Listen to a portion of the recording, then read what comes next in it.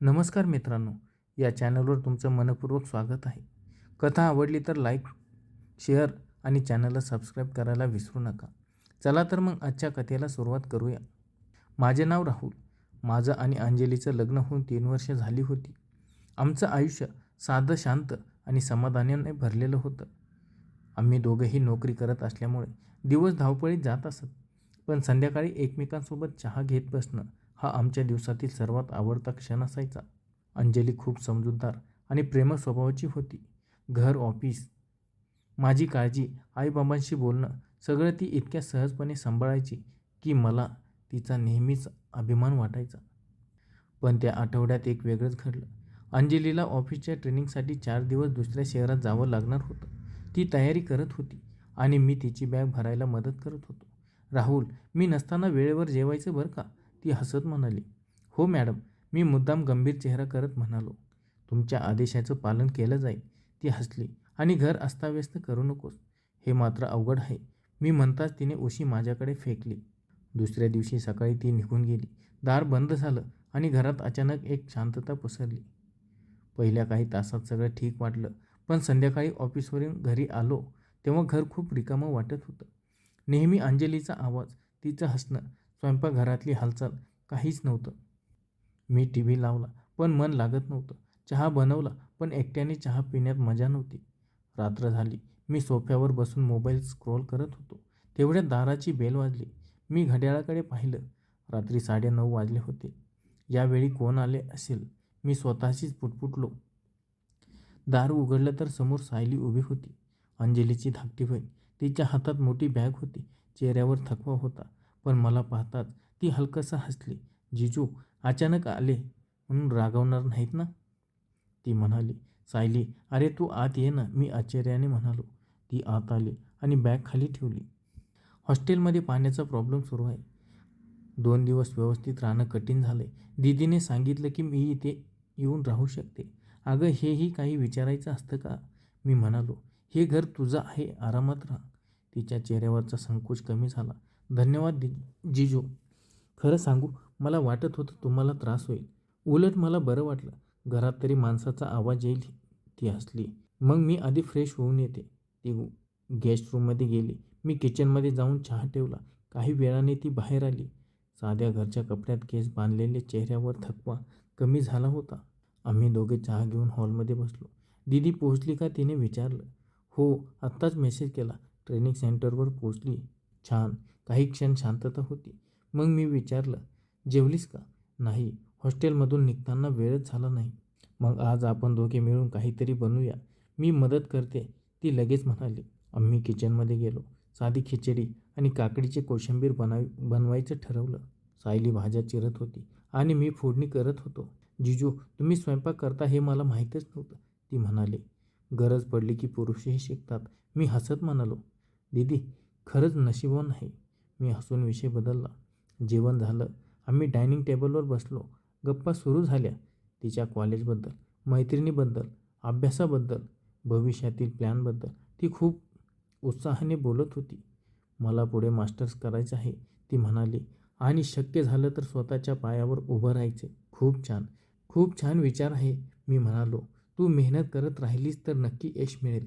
ती काही क्षण माझ्याकडे पाहत राहिली. जिजू, तुम्ही नेहमी इतकं शांतपणे बोलता का? म्हणजे लोक लगेच सल्ले देतात, पण तुम्ही आधी ऐकता. मी हसलो. कदाचित ऑफिसमुळे सवय झाली असेल. जेवण झाल्यावर आम्ही दोघे बाल्कनीत आलो. बाहेर हलकी हवा होती. शहरातील दिवे चमकत होते. इथून दृश्य खूप छान दिसतंय, सायली म्हणाली. हो, अंजलीला इथे उभे राहून चहा प्यायला खूप आवडतं. ती शांत झाली. दीदीची आठवण येते ना, तिने विचारलं. मी हलकस हसलो. हो, घरात तिचा आवाज नसला की जाणवतं, सायली म्हणाली. मग मी 2 दिवस तरी तुम्हाला कंटाळा येऊ देणार नाही. ते तर दिसतंय, मी हसत म्हणालो. तीही हसली. रात्र वाढत होती. आम्ही झोपायची तयारी केली. ती गेस्ट रूममध्ये गेली. मी माझ्या खोलीत आलो, पण झोप येत नव्हती. घरात आता शांतता होती, पण ती रिकामी वाटत नव्हती. सायली आल्यामुळे घरात पुन्हा एक जिवंतपणा आला होता. मी मोबाईलवर अंजलीचा मेसेज पाहिला. सायली पोचली ना? मी उत्तर दिलं, हो, आरामात आहे, काळजी करू नकोस. मेसेज पाठवल्यावर मी दिवा बंद केला. मला तेव्हा अजिबात कल्पना नव्हती की पुढचे 2 दिवस आमच्या आयुष्यात एक सुंदर, साधा पण खूप महत्त्वाचा बदल घडवून आणणार होते. रात्र शांतपणे सरली. सकाळी माझे डोळे उघडले तेव्हा घरात चहाचा मंद सुगंध दरवळत होता. मला क्षणभर वाटलं, अंजली आली की काय? पण बाहेर येऊन पाहिलं तर स्वयंपाकघरात सायली उभा होती. "गुड मॉर्निंग जिजू," ती हसत म्हणाली. "अरे वा, आज तर चहाही तयार आहे. तुम्ही रोज आमची काळजी घेता. 2 दिवस तरी मला काहीतरी करू द्या." मी हसत तिच्या हाताचा चहा घेतला. चहा खरंच छान झाला होता. "तुझ्यात अनेक गुण आहेत," मी म्हणालो. ती हसली, पण तिच्या चेहऱ्यावर एक वेगळाच आत्मविश्वास दिसत होता. नाश्ता करून मी ऑफिसचं काम लॅपटॉपवर सुरू केलं. त्या दिवशी मला घरूनच काम करायचं होतं. सायली तिच्या कॉलेजचा प्रोजेक्ट पूर्ण करत होती. दुपारची अचानक बाहेर मुसळधार पाऊस सुरू झाला. विजांचा कडकडाट, ढगांचा आवाज आणि सतत कोसळणारा पाऊस. वातावरण एकदम प्रसन्न झालं. सायली बाल्कनीत उभी राहून पाऊस पाहत होती. "जिजू, मला पाऊस खूप आवडतो," ती म्हणाली. "मलाही, पण ऑफिसच्या दिवशी मात्र तो त्रासदायक वाटतो." ती हसली. "आज ऑफिस नाही म्हणून मजा वाटते." मीही बाल्कनीत जाऊन उभा राहिलो. काही वेळ आम्ही शांतपणे पाऊस पाहत होतो. अचानक ती म्हणाली, "जिजू, एक प्रश्न विचारू?" "विचार." "तुम्ही आणि दीदी कधी भांडत नाही का?" मी हसून म्हणालो, "भांडतो ना, पण आम्ही रागापेक्षा संवादाला जास्त महत्त्व देतो. म्हणजे प्रत्येक नात्यात मतभेद असतात, पण अहंकार आला की नातं तुटायला वेळ लागत नाही." सायली विचारात पडली. "कदाचित म्हणूनच तुमचं नातं इतकं सुंदर आहे." मी विषय बदलत म्हणालो, "चल, आज गरम कांद्याचे भजे करूया." "हो, मी मदत करते." दोघांनी मिळून भजी आणि चहा तयार केला. पावसाळी वातावरणात गरमागरम भजी खाताना जुन्या आठवणीचा विषय निघाला. सायली तिच्या लहानपणीच्या गोष्टी सांगत होती. "जिजू, दीदी लहानपणी माझ्यासाठी आईसारखी होती.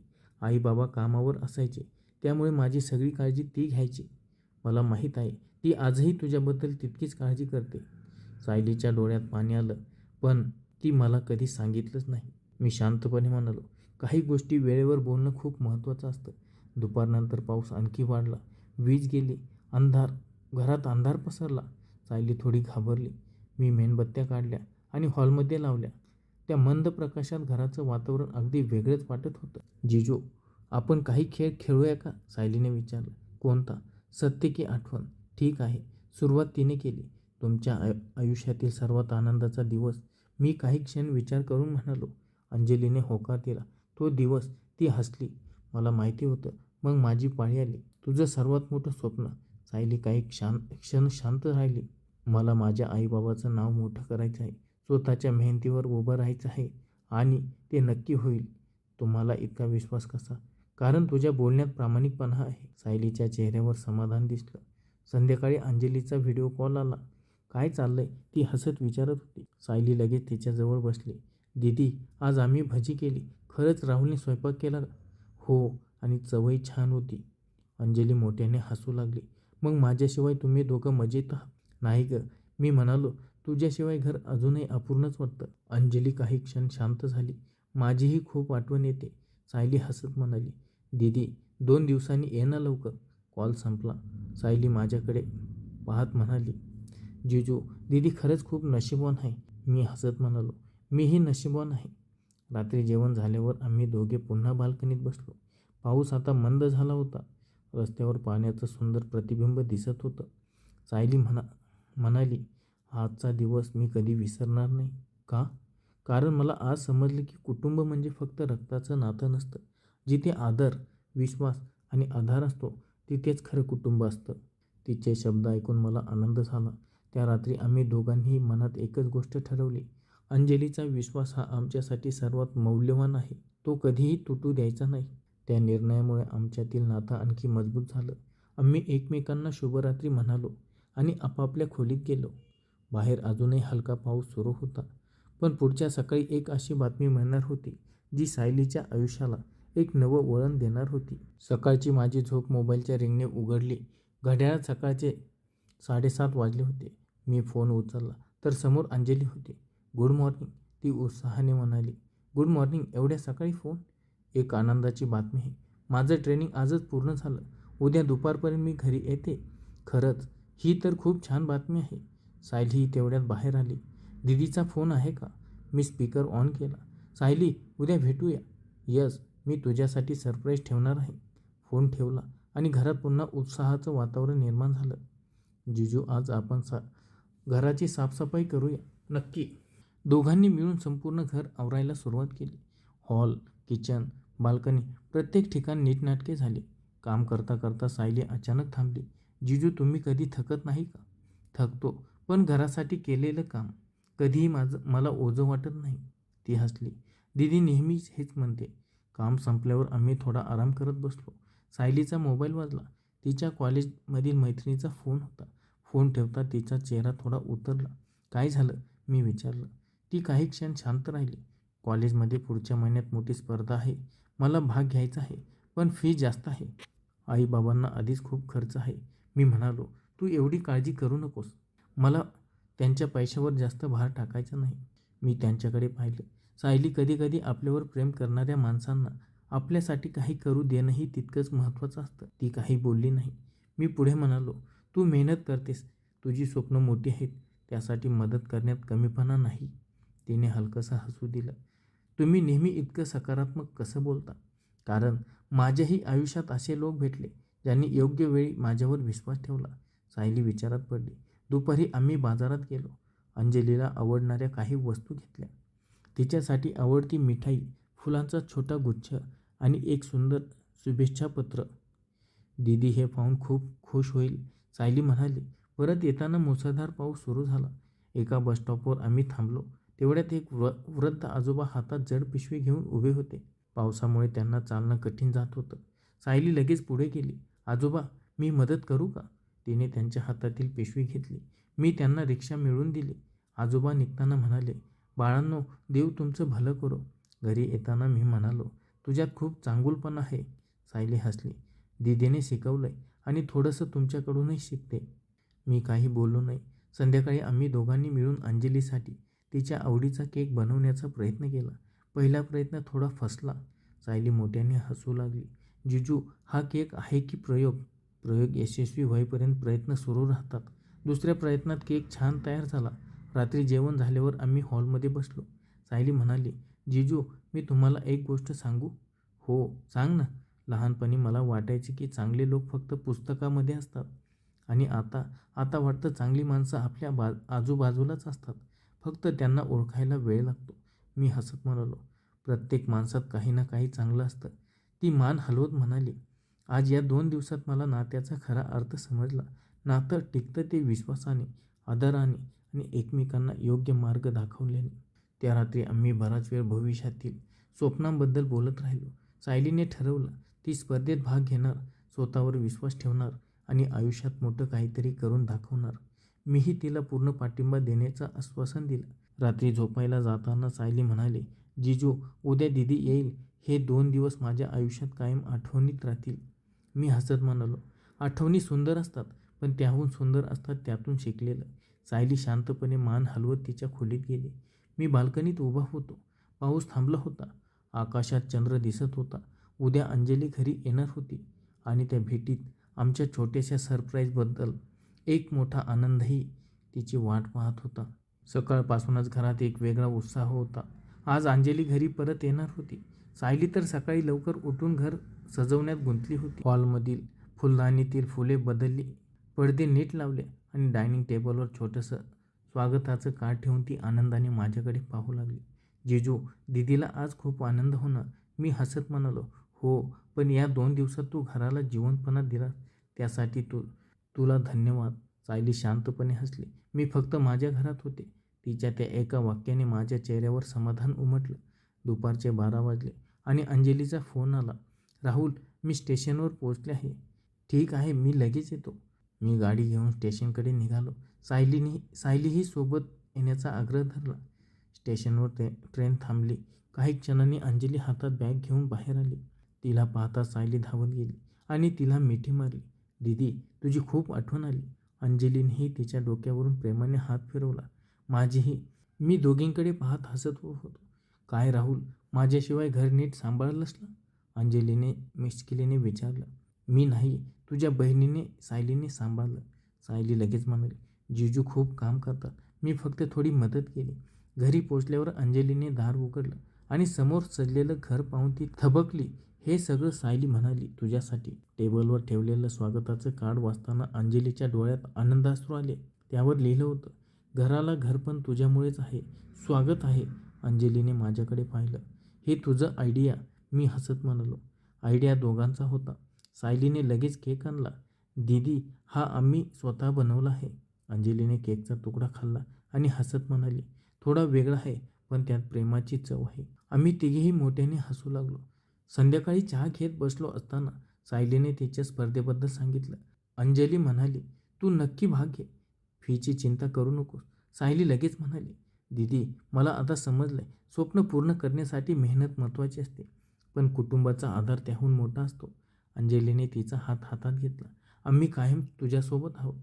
त्या दिवशी संध्याकाळी सायली हॉस्टेलला परत जाण्याची तयारी करू लागली. बॅग भरताना ती थोडी भावूक झाली. 2 दिवस इतके लवकर संपतील असं वाटलं नव्हतं, ती म्हणाली. मी म्हणालो, पुन्हा ये, हे घर तुझंच आहे. ती हसली. नक्की. निघताना तिने आमच्या दोघांच्या पाया पडून आशीर्वाद घेतला. अंजली आश्चर्याने म्हणाली, अगं हे काय करतेस? सायली म्हणाली, तुम्ही दोघांनी मला खूप काही शिकवलं. मी विचारलं, काय शिकलीस? ती हसून म्हणाली, नातं फक्त रक्ताचं असलं म्हणून मोठं होत नाही.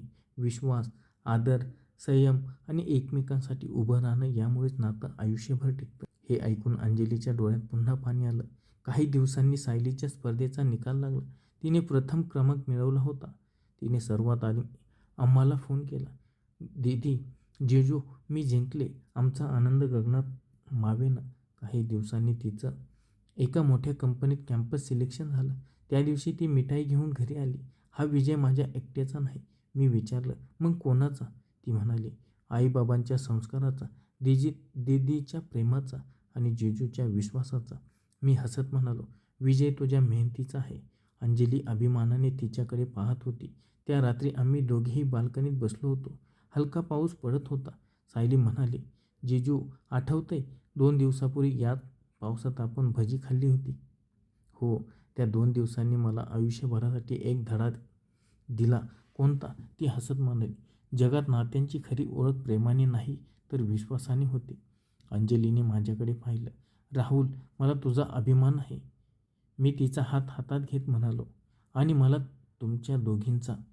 त्या संध्याकाळी आम्ही तिघेही एकत्र उभे राहून पावसाचा आनंद घेत होतो. काळ पुढे सरकला गेला. सायली तिच्या करिअरमध्ये यशस्वी झाली. आमचं घरही आनंदाने भरून गेलं. पण आज जेव्हा पावसाचा पहिला थेंब जमिनीवर पडतो, तेव्हा त्या 4 दिवसांची आठवण नकळत मनात येते. कारण त्या दिवसांनी आम्हाला शिकवलं, विश्वास हा प्रत्येक नात्याचा पाया असतो. मर्यादा जपल्या तर नातं आयुष्यभर सुंदर राहतं. जर ही कथा तुम्हाला आवडली असेल तर लाईक करा, शेअर करा आणि अशाच हृदयस्पर्शी कौटुंबिक आणि प्रेरणादायी मराठी कथा ऐकण्यासाठी चॅनलला नक्की सबस्क्राईब करा. चला तर पुन्हा भेटूया एका नवीन कथेसह. धन्यवाद.